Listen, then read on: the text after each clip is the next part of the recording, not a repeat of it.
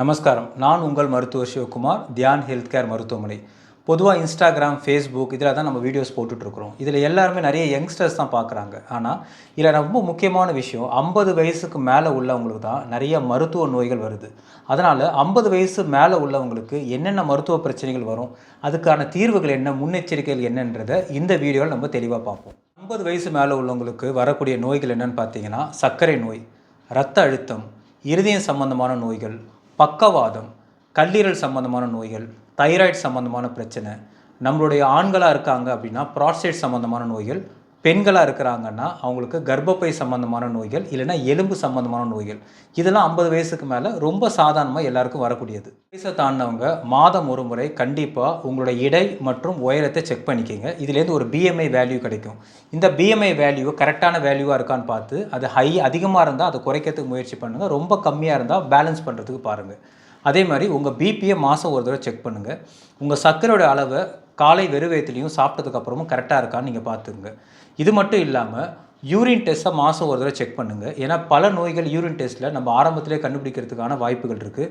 உங்களுக்கு படபடப்பு, தலை சுத்தல், வேர்வை வர்றது இந்த மாதிரி தொந்தரவுகள் அதிகமாக இருந்தால் ஒரு இசிஜியை கண்டிப்பாக செக் பண்ணிக்கோங்க.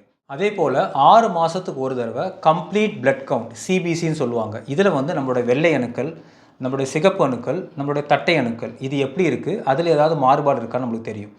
சுகருடைய 3 மாதம் ஆவரேஜான HbA1c அப்படின்னு சொல்லக்கூடிய test, thyroid test, liver function test, kidney function test, இது போன்ற டெஸ்ட்டுகள் நம்ம பார்க்கும்போது நம்ம உடம்புல ஏதாவது நோய்கள் வருதான்றதை ஆரம்பத்தில் நம்ம கண்டுபிடிக்கிறதுக்கு வாய்ப்பு இருக்குது. இதை நம்ம 6 மாதத்துக்கு ஒரு தடவை பார்த்தா போதும்.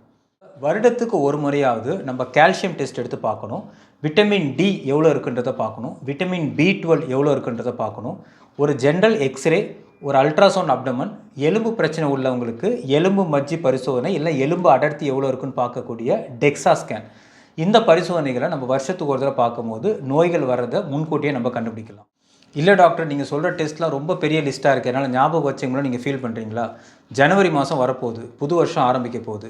வருடத்துக்கு ஒரு முறையாவது முழு உடல் பரிசோதனை எடுத்துங்க.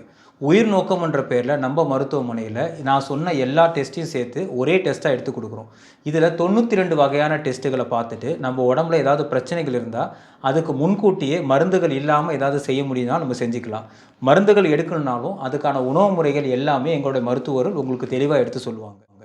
இதில் உங்களுக்கு ஏதாவது பிரச்சனைகள் இருக்கிற மாதிரி தெரியுது, அதே நேரத்தில் எங்கள் ஃபேமிலியில் யாருக்காவது ஹார்ட் அட்டாக், ஸ்ட்ரோக்லாம் வரத்துக்கு வாய்ப்பு இருக்குது, எனக்கும் சில பழக்க வழக்கங்களால் இது வரலான்னு உங்களுக்கு தெரிஞ்சதுன்னா அதுக்கு நம்ம கார்டியோ லைஃப் அப்படின்னு இன்னொரு டெஸ்ட் வச்சுருக்கோம். இதில் உயிர் நோக்கத்தோடு சேர்ந்து நம்ம இருதயத்தில் அடப்பு வரத்துக்கோ மூளையில் அடப்பு வரத்துக்கோ வாய்ப்புகள் இருக்கான்றதை இன்னும் துல்லியமாக நம்ம பார்த்துக்க முடியும். இப்படி நம்ம பரிசோதனைகள் மூலிமா நோய் வரத்துக்கு முன்னாடியே நம்ம பரிசோதனை செஞ்சுக்கலாமோ, அதே மாதிரி நோய் வரத்துக்கு முன்னாடி நம்ம தடுப்பூசிகளும் கண்டிப்பாக போடணும். 60 வயசை தாண்டின எல்லாருமே நிமோனியா வேக்சின் கண்டிப்பாக போட்டுக்கணும். சுகர் பேஷண்ட்டாக இருக்கீங்கன்னா நீங்கள் 50 வயசுலேயே நிமோனியா வேக்சின் போட்டுடணும். வருஷத்துக்கு ஒரு முறையாவது ஃப்ளூ வேக்சின், இப்போ நம்ம நிறைய பார்க்குறோம், நிறைய பேர் காய்ச்சல் சளியால் பாதிக்கப்படுறாங்க. இது எல்லாமே ஃப்ளூன்னு சொல்லக்கூடிய வைரஸால் வருது. இந்த ஃப்ளூ வேக்சின் வருஷத்துக்கு ஒரு தடவை நம்ம கண்டிப்பாக போடணும். 10 வருஷத்துக்கு ஒரு தடவை நம்ம டிடி தடுப்பூசியை நம்ம போட்டுக்கணும். காயங்கள் ஏதாவது ஏற்பட்டுச்சுன்னா டிடிலேருந்து அது நம்மளை பாதுகாக்கும். இது மட்டும் இல்லாமல் நம்ம சுற்றுச்சூழலில் ஏதாவது கிருமி நாசினிகள் இருக்கிற மாதிரி இருக்குது, அம்மை வர மாதிரி இருந்ததுன்னா நம்ம அம்மைக்கான தடுப்பூசியும் போட்டுக்கலாம். ஹெப்படைட்டிஸ் பிக்கான தடுப்பூசியும் ஸ்பெஷலாக நம்ம போட்டுக்கலாம். 50 வயசை தாண்டினாலே உணவு கட்டுப்பாடும் ரொம்ப முக்கியமாக இருக்குது. காய்கறி, பழங்களை கண்டிப்பாக சேர்க்கணும். சர்க்கரையை சேர்க்கக்கூடாது. உப்பு மற்றும் எண்ணெய் ஐட்டங்களை நம்ம கண்டிப்பாக குறைக்கணும். சாப்பாடுடைய நேரத்தை நம்ம சரியான நேரத்தில் சாப்பிடணும்.